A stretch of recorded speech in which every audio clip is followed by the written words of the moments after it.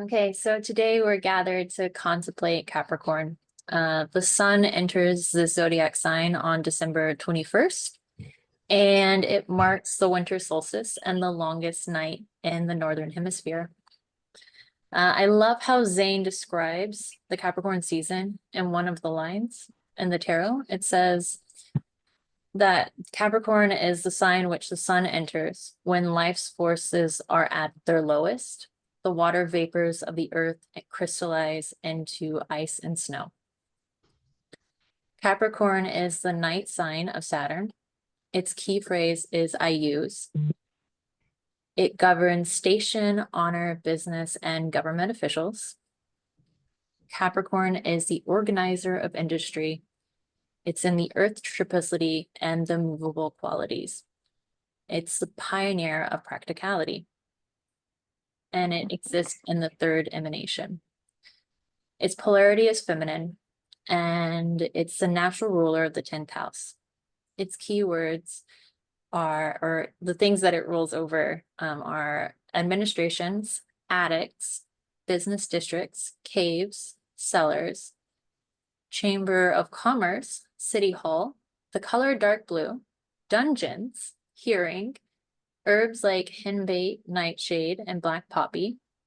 It rolls over the body part of the knees, the letter H and CH, mountains, the low note of G, the number 8, quarries and stones like onyx, zirconyx, ash-colored or black minerals such as coal.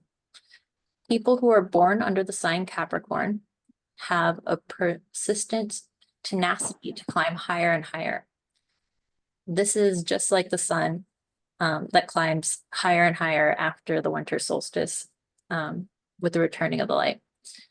And in the night sky, Capricorn is seen as a goat that climbs every step steeper on the cliff face, or as a half goat with the tail of a fish. The glyph for Capricorn has a few variations, but it will always be seen with the sharp angles for the goat and the rounded loop of the tail for the fish. Capricorn's major arcana is the balance card, which can be read as justice or equilibrium. A very important concept of this card is crystallization. In the sacred tarot, the perfect equilibrium of forces produces crystallization, a solid that results in equilibrium established by at least 8 forces. And then he goes on to explain 8 being the number of Capricorn, and the first 2 forces converge. Then there's a force that's above and below, to the left, to the right, and in front and behind. And the visualization he gives is a cube with its center. Crystallization is only mentioned 16 times throughout the books, and almost always in relation to either Capricorn, the sun, or death, or a mixture of both. So its symbolism is very defined and very clear.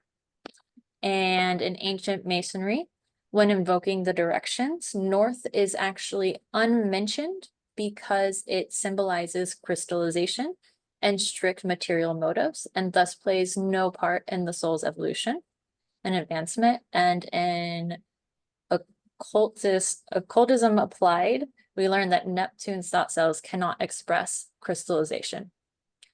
Crystallization, much like Capricorn, is one part of a cycle. Through sacrifice and devotion of the martyr card, Major Arcanum 12, crystallization and selflessness die symbolically and transform, and the symbolism of the Major Arcana 13. When Zain breaks down the symbology of crystallization in Major Arcana 8, he slips in this gem where he talks about and explains crystallization's role in universal welfare, and therefore Capricorn's role in universal welfare. And he says, verily, matter is nothing but spirit in a state of equilibrium. And so they're part of the role of the cycle of necessity. All right, that's Capricorn.